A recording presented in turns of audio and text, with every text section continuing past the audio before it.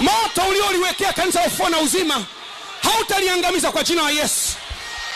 Haya yameruhusiwa na Bwana ili mjue Mungu anaweza kujitegemea. Mahala ambapo mchungaji Gwajima hawezi kuokolewa na mtu, hawezi kuokolewa na maaskofu wenzake, Mungu anaweza kumwokoa. Kumbukeni vizuri sana, Shadrach, Meshach na Abednego wakaingia ndani ya moto. Moto ukakataa kuangamiza kwa sababu Bwana alikuwa pamoja nao.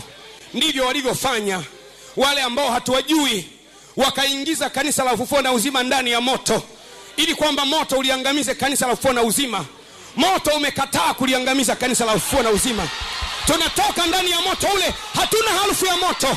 Watu wametoka mwisho wa nchi, watu wametoka Japani na wengine wanatoka nchi mbalimbali. Nashukuru sana hata maaskofu wa kanisa Katoliki wametumia message za kunipongeza, na maaskofu wote wameniambia Gwajima endelea kusimama, na mimi nitaendelea kusimama mpaka mwisho. Wakumbuke watu waliojaribu kulitesa kanisa. Prakoshakapa Rando koshika. Naomba maji ya kunywa.